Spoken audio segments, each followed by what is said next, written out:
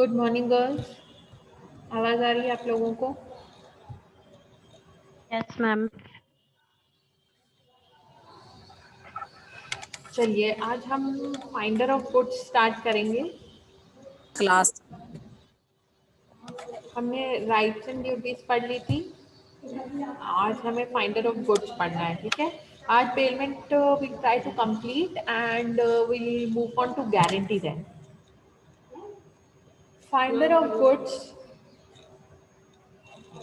according to section 71 of the Indian Contract Act, a person who finds goods belonging to another person, takes them into his or her custody, is subject to the same responsibilities as that of a bailey. Okay, तो baler बेली की duties हमने already देख ली हैं कि क्या होती हैं। तो यहाँ पर फाइंडर ऑफ गुड्स की जब हम बात कर रहे हैं, मान लो कि किसी के कोई गुड्स खो जाते हैं। In that situation, what is the finder supposed to do? What are the responsibilities? What are the duties, the rights that he or she possesses? Okay, the rights of finder of goods are as follows. First है right of lien. The finder of goods has a right of lien over the goods for his or her expenses. अब लीन का मतलब होता है to hold the goods until the compensation और the money that was supposed to be received has been received. Okay, he or she can retain the goods against the owner until he or she receives the compensation or expenses, but the finder cannot sue the owner for such compensation or expenses because he or she incurred those expenses voluntarily. तो right of lien का मतलब होता है अगर मेरे goods किसी को मिले हैं तो और उन गुड्स पे उसने कुछ खर्चा किया है, तो सामने वाला पर्सन जिससे वो गुड्स मिले थे वो मुझे मना कर सकता है देने के लिए वो गुड्स जब तक मैं उसे उसके एक्सपेंसेस पे ना करूं। ठीक है, but that person can not sue me. ठीक है, मेरे अगेंस्ट कोर्ट में केस फाइल नहीं कर सकता कि ये मुझे पैसे नहीं दे रहे हैं। ठीक है, but he can ask hold the goods with him और हर। एग्जाम्पल देखते हैं तो और क्लियर होगा। Rita found a small puppy that was injured. She took him to a vet and got his injuries treated. She kept the puppy in her house, and after a week, the owner of the puppy came to her house and asked her to return the puppy. ठीक है, तो रीटा को एक puppy मिला जिसको चोट लगी हुई थी, तो उसने क्या किया, उस पपी का इलाज करवाया और उसमें उसको जो भी खर्चा आया वो उसने पे कर दिया। पर एक हफ्ते बाद क्या हुआ, एक हफ्ते बाद जो रियल ओनर था पपी का वो आ गया और बोला कि मेरा पपी आप मुझे वापस दो। Rita claimed compensation for the expenses she had incurred on the puppy's medical treatment, food and bedding. तो रीता ने क्या बोला कि आप मुझे, मैंने जो भी उसके ऊपर खर्चा किया है, उसको खाना खिलाया, उसको सुलाया, ठीक है, उसकी जो भी चोट लगी थी उसकी ट्रीटमेंट करवाया, वो सारे पैसे आप मुझे दे दो तो आप पपी ले जाओ। तो owner refuse to compensate Rita. Owner ने क्या बोला, नहीं मैं पैसे वैसे तो नहीं दूंगा for the expenses incurred by her, so Rita exercised the right of lien on the puppy. तो रीटा ने क्या किया कि पपी देने से मना कर दिया। क्लियर?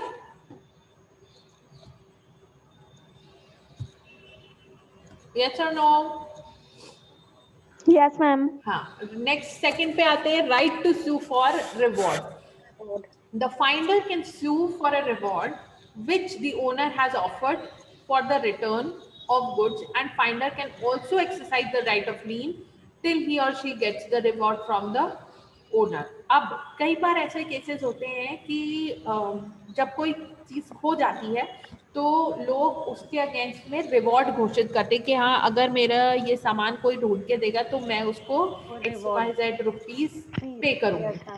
ठीक है, यस मैम। अगर कोई सामान मिलने के बाद पे करने से मना करता है, तब भी हमारे पास राइट है कि हम वो प्रोडक्ट अपने पास रखे रहें, वो सामान अपने पास रखे रहें जब तक वो रिवॉर्ड पे नहीं करते। ठीक है, एग्जाम्पल देखते हैं। Rita found a small puppy but in spite of her all her efforts failed to find the owner of the puppy. ठीक है, फिर से वही वाला एग्जाम्पल लिया है हमने। Later she found an advertisement, तो रीता को जो पपी मिला था उसने बहुत कोशिश करी ओनर को ढूंढने की, बट वो नहीं मिला। बाद में उसे पेपर में एक एड दिखा जिसमें ये इसी पपी के खोने की न्यूज़ छपी थी और बोला गया था कि जो भी उस पपी को ढूंढ के लाएगा उसको 5,000 रुपये दिए जाएंगे एज रिवॉर्ड। रीता ने उस ओनर को कांटेक्ट किया और बोला कि पपी मेरे पास है। ओके, जब ओनर आया पपी लेने तो उसने 5,000 रुपये देने से मना कर दिया। ठीक है, उसने रिवॉर्ड देने से इनकार कर दिया। इस केस में भी रीता क्या कर सकती है, पपी को अपने पास रख सकती है जब तक वो रिवॉर्ड पे नहीं करता। ठीक है, next, right of sale, the finder also has the right to sell the goods. अब जिसको भी सामान मिला है उसके पास ये भी राइट होता है कि वो उस सामान को बेच सकता है। ठीक है, उसके अगेंस्ट कोई लीगल एक्शन नहीं लिया जाएगा। ओके, ये 3 राइट्स होते हैं with finder of goods. Next हम आते हैं टर्मिनेशन ऑफ बेलमेंट। टर्मिनेशन मतलब होता है खत्म करना या एंड करना। ठीक है, तो हम ये देखेंगे कि बेलमेंट टर्मिनेट किन किन सिचुएशंस में किया जा सकता है या अपने आप हो जाता है। Termination means the end of a contract or a discharge of a contract. The contract of bailment can be discharged in the following ways. First is on the expiry of the period. When the bailment of goods is made for a specific period and that period expires, then the bailment also comes to an end. ठीक है, तो जितने time के लिए bailment किया गया था, जैसे ही वो टाइम खत्म होता है बेलमेंट कॉन्ट्रैक्ट भी खत्म हो जाता है। एग्जाम्पल देखिए, Mr. Gujral took a bike from his neighbor Srinath for 2 days and his bike had gone for repair. ठीक है, तो मिस्टर गुजराल ने श्रीनाथ से उसकी बाइक बोरो करी 2 दिन के लिए। He used the bike for 2 days and then returned the bike to Srinath. Thus the contract of bailment came to an end. ठीक है, 2 दिन के लिए लिया था, जैसे ही 2 दिन पूरे हुए बेलमेंट कॉन्ट्रैक्ट भी एंड हो गया, टर्मिनेट हो गया। ठीक है, सिंपल है ये सब बहुत ही, तो इसलिए हम ज्यादा टाइम इस पे स्पेंड नहीं करेंगे, जल्दी जल्दी पढ़ेंगे। जहां समझ में नहीं आए वहां पूछ लेना। On the completion, second case क्या है, on the completion of the task और अचीवमेंट ऑफ द ऑब्जेक्टिव। जब काम खत्म हो जाए या जो ऑब्जेक्टिव था वो अचीव हो जाए तो bailment टर्मिनेट हो जाता है। When bailment of goods is made for a particular purpose and that purpose gets accomplished, then the bailment comes to an end. Illustration देखते हैं। Jaggu takes Manoj's mobile to make a call. Once the call has been made, the bailment comes to an end and Jaggu has to return the mobile to Manoj. ठीक है, तो जग्गू ने phone लिया किसी मनोज से बात करने के लिए, किसी को कॉल करने के लिए। जैसे ही, नाउ पर्पस क्या था, कॉल करना पर्पस था। जैसे ही पर्पस खत्म हुआ या वो टास्क खत्म हुआ, वैसे ही तुरंत उसको मोबाइल वापस करना है। ठीक है, तो बेलमेंट भी खत्म हो जाता है उसके साथ। थर्ड देखते हैं, inconsistent use of goods by the belly. When the bailment is made and the bailee does an act that which is inconsistent with the terms of a contract, then the bailer can terminate the contract. Illustration, Rustam borrowed Kavi's car to go to Dehradun, but instead he took the car to Kanpur. Hence, Kavi terminates the contract because of inconsistent use of the goods borrowed. ठीक है, तो inconsistent use मतलब ऐसा काम जो contract के according सही नहीं था, आपने बोला कुछ और आप कर कुछ और रहे हो। ओके, तो ऐसे सिचुएशन में सेकेंड पॉइंट समझ नहीं आया, बता दूं मैं फिर से एक्सप्लेन कर देती हूँ। ये वाला पॉइंट पे अभी कॉन्सेंट्रेट करते हैं। जब हम कोई बेलमेंट कॉन्ट्रैक्ट करते हैं, मान लो हमने किसी पर्सन से कोई उसका सामान लिया है किसी पर्पस के लिए, कुछ काम के लिए, तो हमें हमारी रिस्पॉन्सिबिलिटी बनती है कि as a bailee I have to use that product for that purpose only, उसी काम के लिए यूज करना जरूरी है। जैसे इस केस में क्या किया, रुस्तम ने कवि की कार ली और उसको बोला कि मैं देहरादून जाने के लिए तुम्हारी कार ले रहा हूँ, पर क्या किया, देहरादून नहीं गए, कानपुर चले गए। तो यहाँ पे टर्म्स ब्रेक हो गई, देहरादून जाने की बात हुई थी पर तुम चले कहाँ गए, कानपुर। इस सिचुएशन में कवि के पास राइट है कि वो कॉन्ट्रैक्ट को टर्मिनेट कर दे, बेलमेंट कॉन्ट्रैक्ट को खत्म कर दे। ठीक है, इसे कहते हैं इनकंसिस्टेंट यूज, मतलब जो जिस यूज के लिए गुड्स दिए गए हैं बेली को, वो कुछ और यूज करने लगे उसको। ठीक है, हाँ, सेकेंड पॉइंट समझ में नहीं आया है किसी को तो वो मैं फिर से बता देती हूँ। जब हमने किसी टास्क के लिए, जैसे कभी भी हमने बेलमेंट में पढ़ा था, जब भी कोई प्रोडक्ट दूसरे को बेलमेंट पे दिया जाता है तो वो किसी पर्पस, किसी रीजन से दिया जाता है। जैसे मान लो कपड़ा दिया गया है, तो किस टेलर को दिया गया है कपड़ा, तो किस पर्पस से लिए दिया गया होगा, स्टिच करने के पर्पस के लिए। ठीक है, तो स्टिच होते ही टेलर का रिस्पॉन्सिबिलिटी है उसको वापस करना और बेलमेंट वहीं पे एंड हो जाता है। यहाँ पे हमने छोटा सा एग्जाम्पल लिया है कि जग्गू ने मोबाइल लिया, मनोज से मांगा कि मुझे एक फोन करना है, तुम अपना फोन मुझे दे दो। तो जब मनोज ने अपना फोन जग्गू को दे दिया, जैसे ही जग्गू ने कॉल खत्म करी तो क्या हुआ, पर्पस भी खत्म हो गया, जिस काम के लिए उसने वो सामान लिया था या जिस टास्क के लिए उसने वो सामान लिया था वो भी एंड हो गया। तो जैसे ही टास्क एंड हुआ या पर्पस एंड हुआ, वैसे ही बेलमेंट भी एंड हो जाएगा। अब क्लियर हुआ? Yes ma'am. Yes ma'am. चल आगे बढ़ते हैं फोर्थ पॉइंट पे, destruction of the subject matter. When the subject matter of the contract gets destroyed or becomes incapable of being used for the purpose of the bailment, then the bailment ends. ठीक है, अब इसमें क्या होता है, Mr. Arora gave his shirt and trouser for dry cleaning at the dry cleaning shop. ठीक है, mister Arora ने अपना शर्ट पैंट दिया ड्राई क्लीन करवाने के लिए शॉप पे।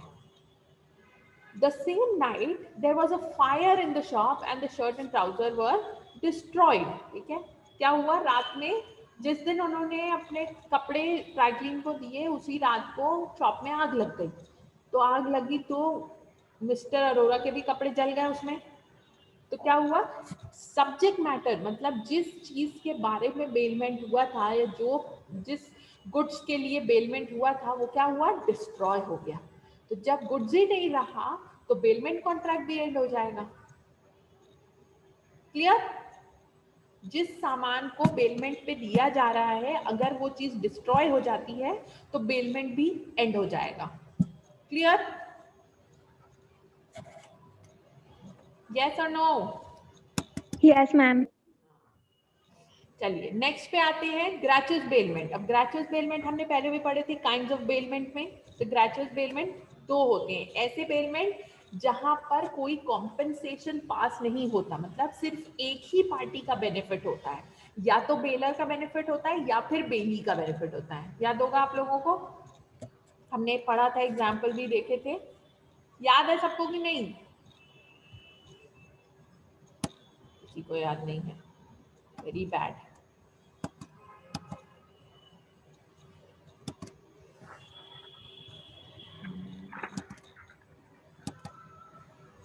ये ग्रेचुअस और नॉन ग्रेचुअस बेलमेंट देखे थे हमने। Yes ma'am. यहाँ पर देखो, ये ग्रेचुअस बेलमेंट क्या होते हैं, in this case no consideration passes because the between the bailor and the bailee।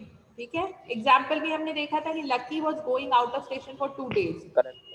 तो उसने क्या किया, लकी बाहर जा रहा था तो अपना कुत्ते को उसने क्या किया, सतीश के घर छोड़ के गया। अब इस पूरे बेलमेंट में सतीश का तो कोई बेनिफिट है नहीं, सिर्फ लकी का बेनिफिट है। तो ऐसे तरह के जो बेलमेंट कॉन्ट्रैक्ट्स होते हैं उनको हम कहते हैं ग्रेचुअस बेलमेंट। ठीक है, यस मैम। चलिए, तो gracious bailment it can be terminated any time subject to conditions laid down in section 159। अब ये हमें अलग से नहीं देखना है। जो हमने लिखा था कि ग्रेचुअस बेलमेंट में जो चीजें अप्लाई होती हैं, जैसे जिस पर्पस के लिए सामान आपके पास छोड़ा गया है उतने उसी पर्पस के लिए यूज करना है, उसके अलावा यूज नहीं करना है, ठीक है। तो अगर इन ग्रेचुअस बेलमेंट केस जो भी पार्टी है वो कभी भी बेलमेंट को एंड कर सकती है। जैसे लकी के केस में हमने लकी वाला एग्जांपल अभी देखा कि लकी बाहर गया तो उसने सतीश के पास अपने कुत्ते को छोड़ दिया, तो लकी कभी भी आकर वापस ले सकता है अपना डॉगी, ठीक है, कभी भी वो टर्मिनेट कर सकता है बेलमेंट को। और लास्ट केस है डेथ ऑफ बेलर और बेली। बेलर या बेली दोनों में से किसी एक की भी डेथ हो जाए तो बेलमेंट ऑटोमेटिकली टर्मिनेट हो जाता है। Gita had given her sari to Sangeeta for doing some embroidery work on the border of the sari, ठीक है। गीता ने संगीता को अपनी साड़ी दी थी कि मेरे साड़ी पे एम्ब्रॉयडरी कर दो। Sangeeta met with an accident, जिसको दी गई थी साड़ी वो क्या हुआ, उसका एक्सीडेंट हो गया और वो मर गए। तो ऑब्वियसली जब एक पार्टी रही नहीं जिंदा तो बेलमेंट भी कैसे कंटिन्यू कर सकते हैं। Clear? Yes, simple ma'am. Points है, इसमें कोई बहुत ज्यादा डिफिकल्टी वाली चीज नहीं है, ये Yes, हमने ma'am. फटाफट पढ़ लिया, ठीक है। अब हम आप लोगों को याद होगा कि हमने Yes. इंडेमनिटी पढ़ा था, Yes, ma'am. है ना। इंडेमनिटी के बाद हमने गारंटी छोड़ दिया था, तो Yes, अब आज हम गारंटी स्टार्ट करेंगे, क्योंकि अब आपको इन गारंटी रह गया था तो हम गारंटी कंटिन्यू करेंगे यहाँ से, ठीक है। अब जब हम गारंटी की बात करते हैं तो गारंटी ऐसा कॉन्ट्रैक्ट होता है जिसमें 3 पार्टीज होती हैं, ठीक है। अब ये 3 पार्टीज कौन सी होती हैं वो Purity. देखेंगे। Yes. A contract of guarantee, according to section 126 of the Indian Contract Act, is a contract to perform the promise of discharge the liability of a third person in case of default, ठीक है।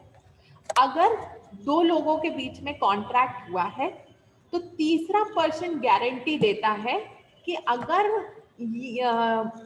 ए और B के बीच में मान लो contract हुआ है, अगर बी अपनी एक्टिविटीज परफॉर्म नहीं कर पाता है तो सी गारंटी देता है कि मैं परफॉर्म करूंगा, ठीक है। ये यूजुअली पैसे लेने या लोन लेने के केस में यूजुअली होता है ये सबसे ज्यादा use. The contract of guarantee consist of 3 parties. These are the surety, the principal debtor and the creditor, ठीक है। ये 3 पार्टीज हमेशा गारंटी के केस में होती हैं। अब श्योरिटी क्या होता है, is a person who gives the guarantee to pay in case of default, ठीक है।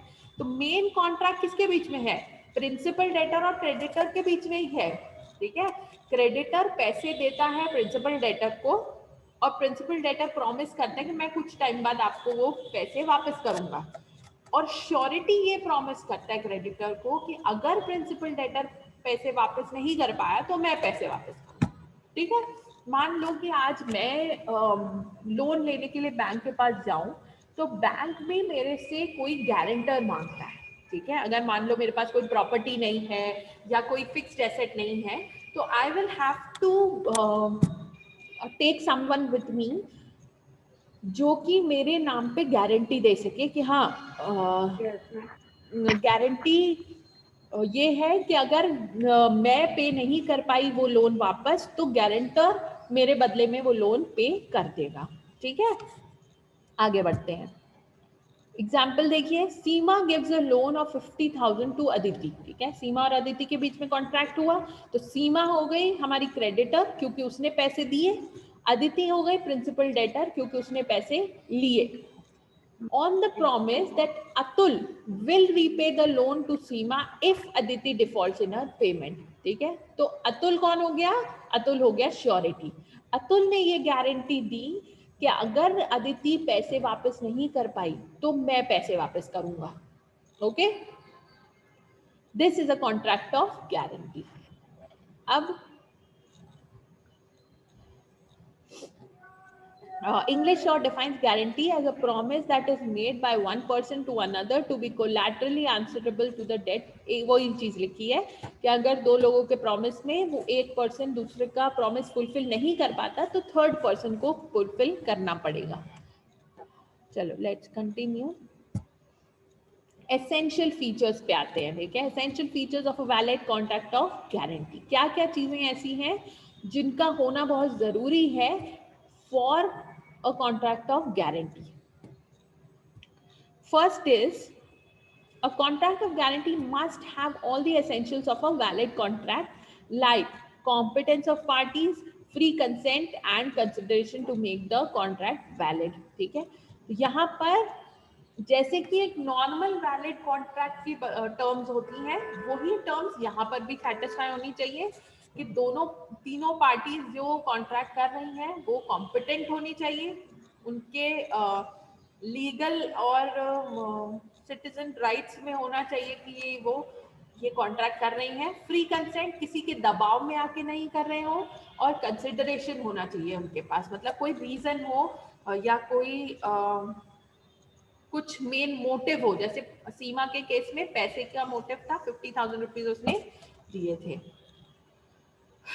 But there are exceptions. अब ये चीज कभी कभी अप्लाई नहीं भी होती है, तो किन केसेस में नहीं अप्लाई होती है वो भी हम देख लेते हैं. Principal debtor may not be competent to contract. if he is not competent, the surety will become the principal debtor and will be liable to personally make the payment. यहाँ पर कई बार ऐसा होता है कि प्रिंसिपल डेटर कॉम्पिटेंट नहीं रह जाता. मान लो कि वो जैसे हमने सीमा का एग्जाम्पल देखा, उसने 50,000 रुपीज लिए, अदिति ने सीमा से 50,000 रुपीज लिए और अतुल ने गारंटी दी. ठीक है, अब मान लो कि अदिति को पुलिस अरेस्ट कर लेती किसी वजह से, ठीक है, या अदिति की मौत हो जाती है, तो ऐसे सिचुएशन में अगर अदिति सरवाइव नहीं कर पाई तो मतलब कॉम्पिटेंट नहीं रही वो कॉन्ट्रैक्ट को कंटिन्यू करने के लिए, तो ऐसे सिचुएशन में जो श्योरिटी था, जो गारंटी दिया था, वो प्रिंसिपल डेटर बन जाता है और फिर पूरे पैसे उसे चुकाने पड़ते हैं. ठीक है, सेकंड केस क्या है, तो यहाँ पर वैलिड नहीं रहता कॉन्ट्रैक्ट. उसके बाद a surety that makes a promise for the benefit of the principal debtor need not be given consideration. Any promise that the surety makes is sufficient consideration for giving a guarantee. ठीक है, तो surety को कुछ भी पे करना जरूरी नहीं है. उसने जितना अपना प्रॉमिस किया है कि हाँ अगर ये पे नहीं कर पाता तो मैं पे करूंगा, उतना ही सफिशिएंट होता है. ठीक है, उसको कुछ पेमेंट करनी नहीं पड़ती है. This is just a formality just for the bank और the creditor to be sure कि अगर मान लो मेरा पैसा डूबने की सिचुएशन आती है तो कहीं ना कहीं से सोर्स होके मैं रिकवर कर लूँ. ओके, एग्जाम्पल भी देखते हैं तो आप लोगों को और क्लियर हो जाएगा. Bhanu asked Billu to deliver 50 watches to him on credit. Billu agrees and Braj guarantees the payment of the goods. ठीक है, भानु ने बिल्लू को बोला कि 50 वॉचेस डिलीवर कर देना मुझे और पैसे मैं बाद में दूंगा, और बिल्लू को ब्रज ने गारंटी करी कि आप चिंता मत करो, इन 50 वॉचेस के पैसे मैं दिलवा दूंगा, या फिर अगर वो नहीं दे पाए तो मैं ही दे दूंगा. ठीक है, Braj states that he would stand guarantee for the payment in consideration of Billu's promise to deliver the 50 watches. ठीक है, तो यहाँ पे उसी ने पेमेंट का, उसको कुछ पे नहीं करना पड़ेगा, ब्रज को कुछ पे नहीं करना पड़ेगा, वो सिर्फ ये श्योर करेगा कि या गारंटी देगा या प्रॉमिस करेगा कि अगर वो पे नहीं करवाता तो मैं पे करूँ. ठीक है, अब ये दो एग्जाम्पल से सिमिलर हैं, इनको पढ़ लेना. ठीक है, अगर नहीं समझ में आए तो फिर मैं एक्सप्लेन कर दूंगी. हम आगे बढ़ते हैं. नेक्स्ट है tripartite agreement. In a contract of guarantee there is an involvement of 3 contracts. ठीक है, तो यहाँ पर 3 अलग अलग कॉन्ट्रैक्ट एक साथ मिलकर गारंटी कॉन्ट्रैक्ट बनाते हैं। कौन से 3 कॉन्ट्रैक्ट हैं वो अब हम देखेंगे। फर्स्ट कॉन्ट्रैक्ट क्या है? It is a contract between the principal debtor and the creditor on the basis of which a guarantee for the debt arises. ठीक है, तो फर्स्ट कॉन्ट्रैक्ट होता है जिसने पैसे दिए हैं और जिसने पैसे लिए उन दोनों के बीच में। Second contract, it is an agreement between the principal debtor and the surety in which the principal debtor accepts the responsibility to indemnify the surety if the payment is required to be made by the surety। ठीक है, second contract हो जाता है principal debtor और surety के बीच में। वो प्रिंसिपल डेटर को ये श्योर करना होता है या इंडेमनिफाई करना है श्योरिटी को कि अगर आपको मेरे बिहाफ पे पेमेंट करनी पड़ी तो जो भी पेमेंट आप करोगे वो उसका भरपाई भी मैं आपको बाद में कर दूंगा। ठीक है, और थर्ड कॉन्ट्रैक्ट होता है ऑब्वियसली क्रेडिटर एंड श्योरिटी के बीच में, in which the surety promise to undertake the payment of the debt of the principal debtor. ठीक है, clear? Ma'am please explain second point again. 3 contract हैं अलग अलग। ठीक है, फर्स्ट कॉन्ट्रैक्ट में जिसने जो क्रेडिटर है जो पैसे दे रहा है और जो पैसे ले रहा है उन दोनों के बीच में हो गए। सेकेंड कॉन्ट्रैक्ट होता है जिसने पैसे लिए हैं वो और श्योरिटी के बीच में, जो उसका गारंटर बन रहा है। मान लो कि मैंने बैंक से पैसे लिए हैं और मैं आपको बोल रही हूँ कि आप मेरी गारंटर बन जाओ या श्योरिटी बन जाओ इस गारंटी कॉन्ट्रैक्ट में। तो मेरे और तुम्हारे बीच में कुछ ना कुछ बात होगी कि अगर मान लो कि मैं पैसे नहीं पे कर पाता हूँ और आपको मेरे बदले में पैसे पे करने पड़ते हैं as you are the guarantor, तो बाद में मैं आपके लॉसेस को फुलफिल करूंगा। इंडेमनिटी का यही मतलब था। हमने इंडेमनिटी कॉन्ट्रैक्ट जब पढ़ा था तो हमने यही चीज पढ़ी थी कि इंडेमनिटी मतलब हम सामने वाले को ऐसा इंश्योर करवाते हैं कि अगर तुम्हें इस वजह से कोई लॉस होता है तो वो लॉस कौन रिकवर करेगा? मैं। ठीक है, थर्ड पर्सन। हाँ, तो थर्ड पर्सन यहाँ पर भी प्रिंसिपल डेटर जो है वो थर्ड पर्सन की तरह एक्ट करेगा कि श्योरिटी को अगर मान लो कोई लॉस हो जाता है उसकी वजह से, क्योंकि श्योरिटी तो उसी की गारंटी ले रहा है प्रिंसिपल डेटर की, तो अगर उसे कोई लॉस हो जाता है प्रिंसिपल डेटर की वजह से तो उसकी भरपाई कौन करेगा? प्रिंसिपल डेटर खुद करेगा। ये उसके बीच में कॉन्ट्रैक्ट होता है। Yes ma'am. क्लियर? चलिए आगे बढ़ते हैं। consent. Since the contract of guarantee involves the creditor, principal debtor and the surety, it is necessary for all the 3 parties to agree to the contract. Abu sells 5 air conditioners to Sara. He later requests Sonu to pay if Sara defaults in her payment. अब अबू ने क्या किया? 5 AC बेचे सारा को और सोनू को surety बनाया कि अगर सारा पेमेंट नहीं कर पाती तो सोनू पेमेंट कर दे। Sonu can not become a surety without the consent of Sara. तो सोनू अपनी मर्जी से श्योरिटी नहीं बन सकता जब तक सोनू सारा के साथ कॉन्ट्रैक्ट ना करे, मतलब सारा के साथ डिस्कस ना करे या उससे बात ना करे या उसकी कंसेंट ना ले। ठीक है, तो तीनों पार्टीज को आपस में कंसेंट होना बहुत जरूरी है। अंडरस्टूड?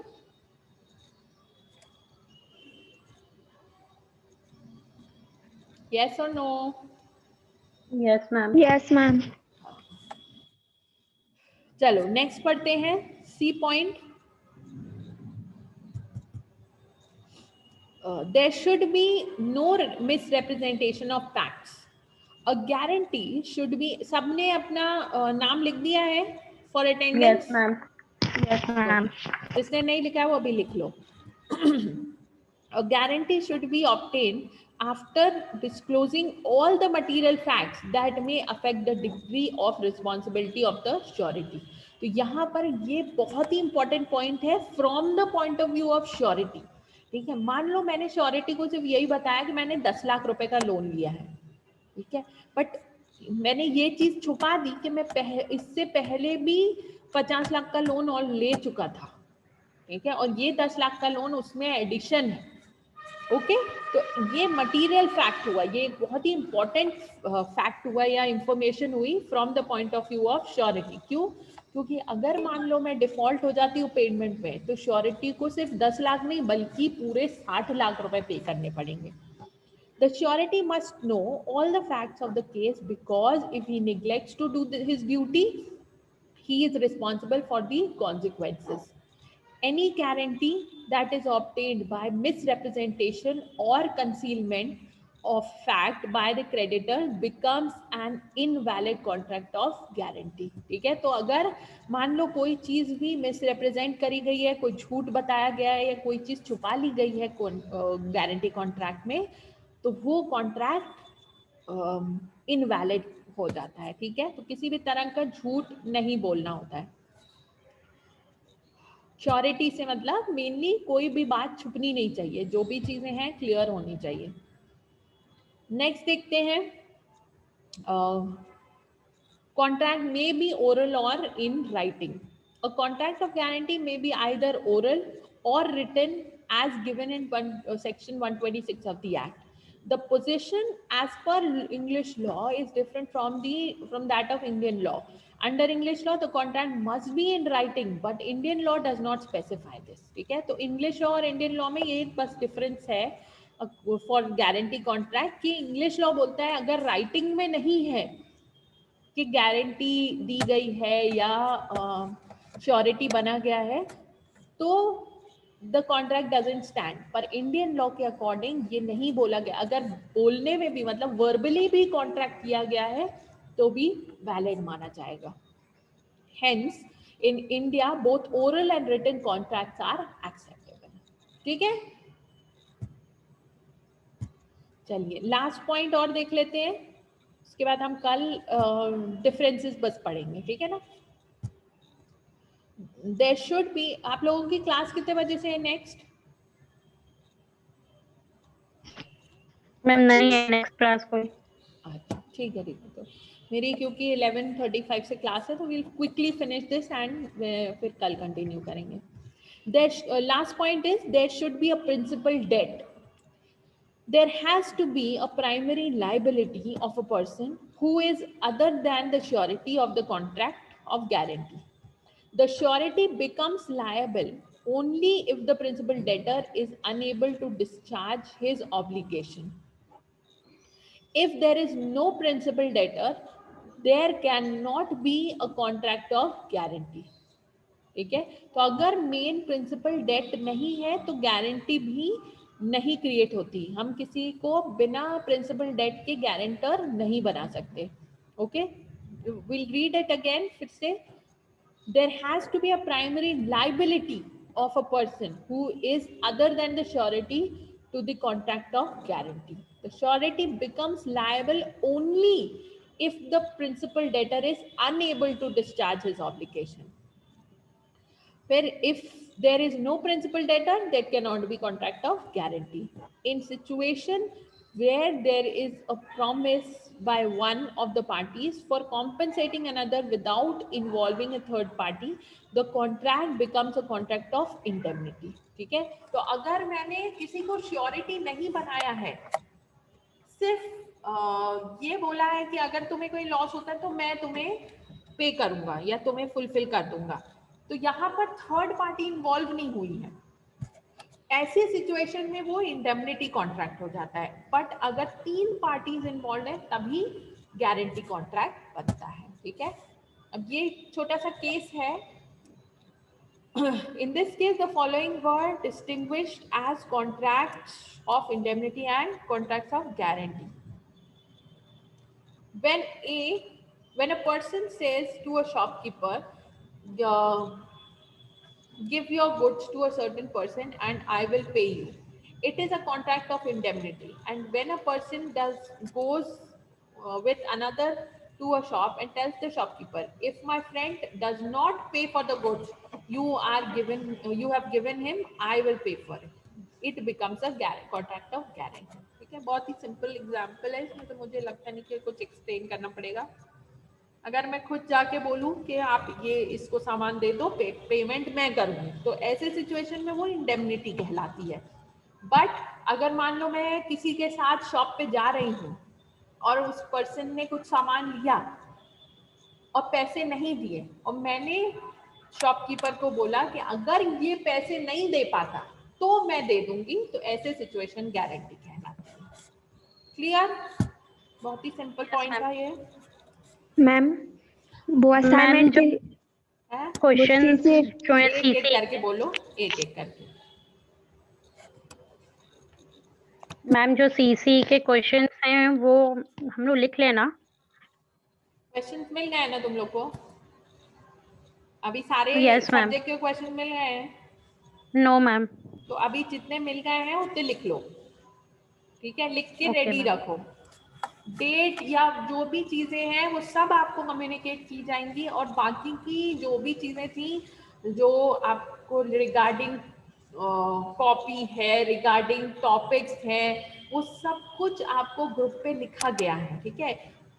अननेसेसरी बार बार टीचर्स को फोन करके मैसेज करके पूछना इज स्टूपिडिटी, ठीक है ना? आप लोग छोटे बच्चे नहीं हैं, अब कॉलेज में आ गए हैं, थोड़ा सा अपना भी दिमाग लगाना जरूरी है अपन को, ठीक है? छोटी छोटी चीजों के लिए अगर बोला गया है कि हम आपको डेट बताएंगे, तो अननेसेसरी अगर मुझे 10,000 बार सब बच्चे फोन कर करके पूछेंगे कि मैम कब सबमिट करना है, कब सबमिट करना है, it becomes very difficult for me to handle all those calls, है ना? आपके लिए एक ही मेरे को ही फोन करना है, पर मुझे आपके पूरे 300 बच्चे फोन करते हैं, ठीक है? तो जो भी इंफॉर्मेशन चाहिए है वो सब आपको ग्रुप पे दी जाएगी। जस्ट हैव पेशेंस, ठीक है? Yes ma'am. चलो, थैंक यू गर्ल्स।